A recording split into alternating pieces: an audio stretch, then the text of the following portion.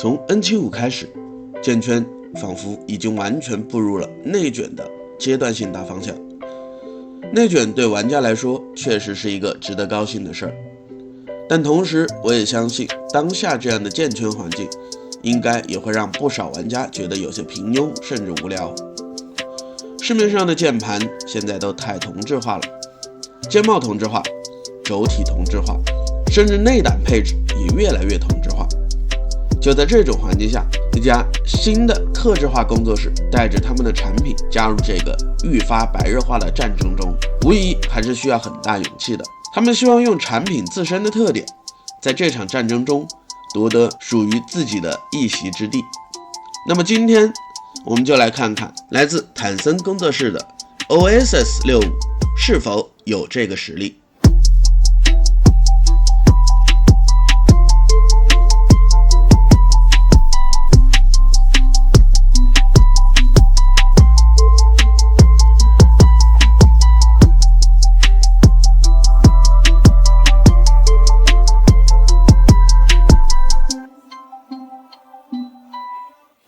通过一个简单的片头，相信大家也对 OSS 65的外观有了一个初步的了解了。大多数朋友应该会觉得这把键盘长得还不错，我这把是红白配色的版本，也有橙灰、紫白、黑灰另外3种配色可选。配列方面， OSS 65是一把门牙 65% 配列的键盘，这也是很多客制化热衷于采用的一个小配列之一。正面设计是比较简约的，边框4周等宽。有些朋友可能会觉得 OSS 65的边框过宽了，我个人倒是觉得还好。复古键盘大多都是宽边框的设计，边框这点还是属于仁者见仁，智者见智的范畴。A 面铝合金面板与地面铝合金底座同样采用喷涂工艺进行上色，摸起来触感倒是比较顺滑。键盘的前高较高，这一点坦森工作室倒是有所考量，针对于早鸟用户赠送了一副很有意思的悬浮式手托。这个手托甚至能通过几个简单的动作进行灯光的切换和开合。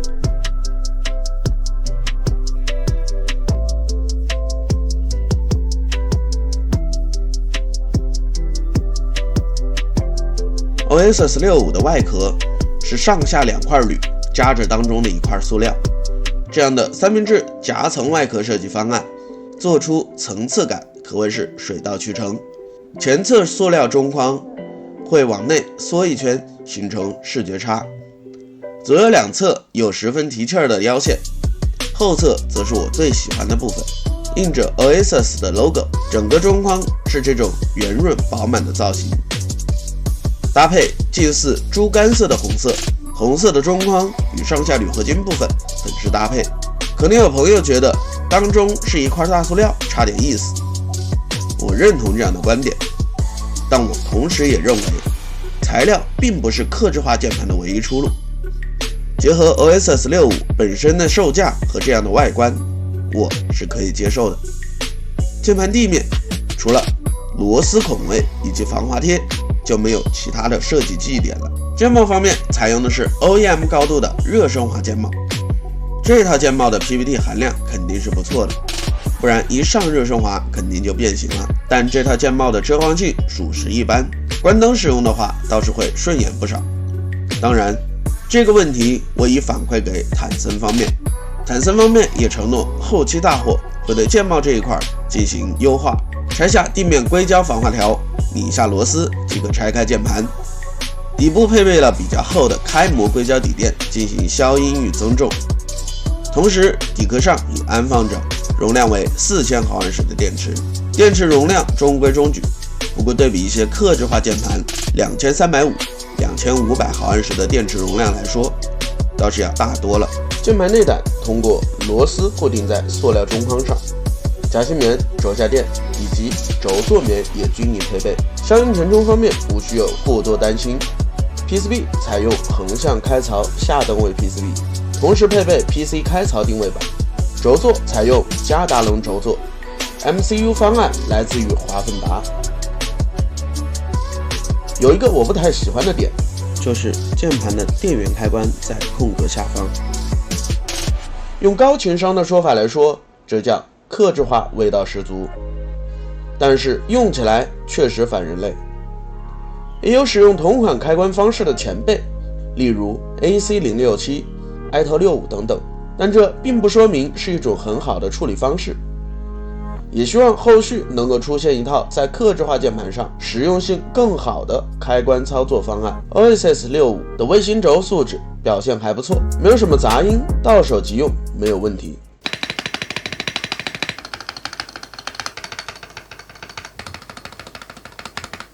整体内胆表现是中性偏软的手感，输入码字体验还不错。轴体方面，我这把搭载的轴体是坦森定制的绿轴轴，轴体是由力驰代工，是一款轻压力提前触底轴体，触发力度37克力，触底力度45克力，导通行程 1.2 毫米，总行程 3.6 毫米。轴体是一款偏向手感优化的轴体，按压手感细腻顺滑，回弹跟手，但声音方面距离目前主流声优轴体存在一定差距。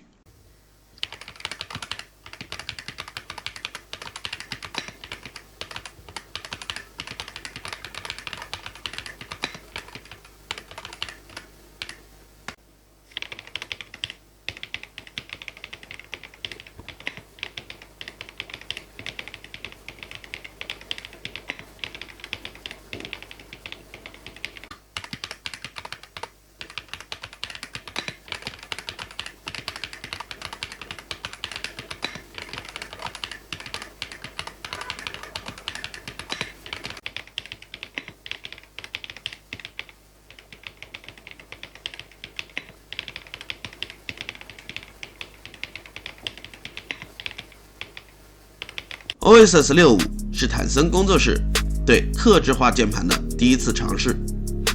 第一次做键盘类产品，各方面完成度超高，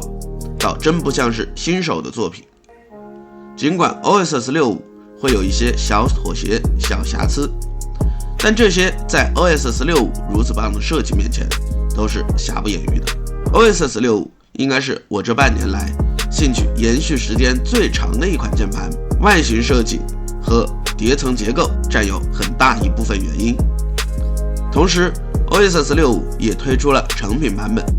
进一步拉低了小白进入客制化领域的门槛。